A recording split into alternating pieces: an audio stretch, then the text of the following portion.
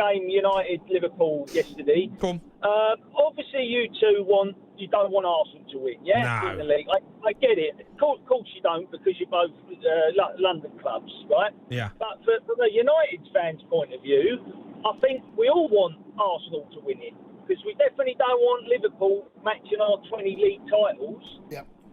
We don't want City winning 4 in a row, beating our record of 3 in a row. Yep.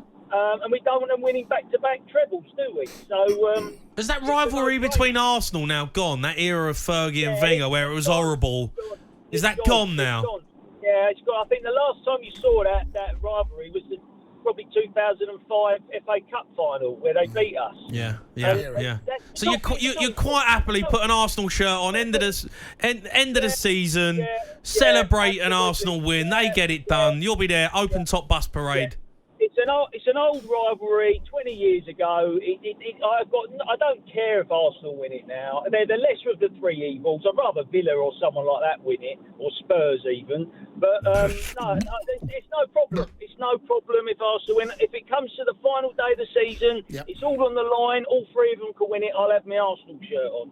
But, that makes sense. But in terms of who's going to win it, this is a different story, right? Yep. Right? I still think Liverpool are going to do it because they've got the easier fixture list. After yesterday, which was their hardest game left, if you look at who they've got left, they've got the easier games coming up.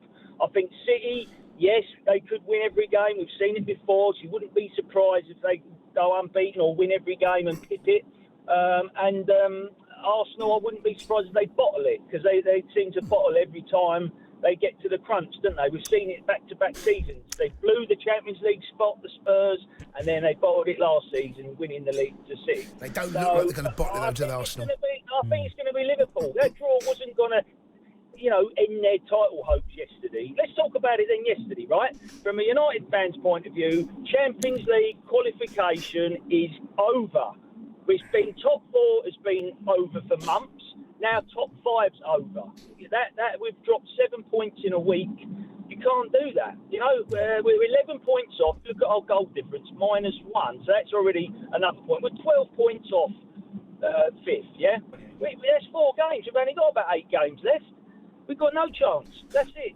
Champions League, forget it, Man United fans. Yeah. It's over. We're Europa League at best. But even then, look behind us. Look over our shoulder. We've got 3-4 teams only a few points behind us. Yeah. Even Europa League football's not a done deal. We might end up with Europa Conference at this rate, or nothing. So for me, Ten Hag's blown it. He finished bottom of the Champions League group this season. He's not got Champions League football for next season. He deserves the sack. It's not worked for me. Even winning the FA Cup's not going to save it. And we won't win that anyway, because City or Chelsea will probably beat us. So, the season's been a disaster. He's got to go. It looks like it's going to be Southgate or Potter, I reckon, out of who Ineos are going to go for. I don't think it'll be a big head manager like a Hansi Flick or a Thomas Tuchel or someone like that. So I think it'll be a clear out in the summer. We're stuck with a few of them because of their contracts, but a few will go, a few will come in. New manager will go again. But it could be a long time before United are back in the Champions League. I really can't. I think we're done for a few years still. It's going to take a long time to rebuild this team. Don't know. It's a monster football club. You still are going to attract top players if you get it right. This squad ain't a million miles away. It feels it is. I don't think it is. I don't know. It feels. You sign 3 top players that Man United can attract. All of a sudden, that looks. Does that include a keeper? Onana's not the worst in the world, is he? He's not the worst. I can't see Onana lifting the Premier League up, mate. Can you? I'm not saying win the Premier League, but what I'm saying is Champions League football, they can get back amongst it. I mean, they was in it this year.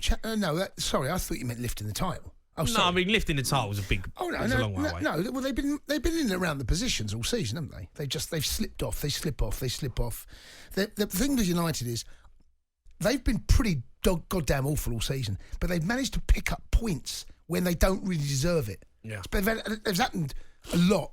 And the last couple of games, especially against Chelsea and against Brentford, you can't keep doing that. Can't keep doing that eventually. It's a good point from yesterday. Yeah, it was. Well, I mean, you talk about shots and that, and we had this chat on Saturday on our game day phone-in show that we were doing. Liverpool had they had 28 shots against Man United. In the last 3 games that Liverpool have played Man United, the 2 league games and the FA Cup game, they've had 90 shots and not one. Yeah, that's 90 shots they've had. Yeah, that stat is 3 games. That stat on its own is a good stat, but the stat below it, where it's a goal scored, terrible stat. 90 shots. No wonder they can't get a result. No one faced 450 odd shots this season. Yeah, isn't it something ridiculous? Well, it was 225 before the weekend, plus 28. So he's now faced over 250 shots. See, I thought this year. I thought it was more. Oh, this year? What, 24? 24. This calendar year? This calendar year, he's faced 250 shots. I can believe that. Yeah, I can believe that. Yeah, which is just outrageous. The Sports Bar with Jamie O'Hara and Jason Cundy. Monday to Thursday nights from 10 on AM, on DAB, via the talkSPORT app and on your smart speaker. talkSPORT.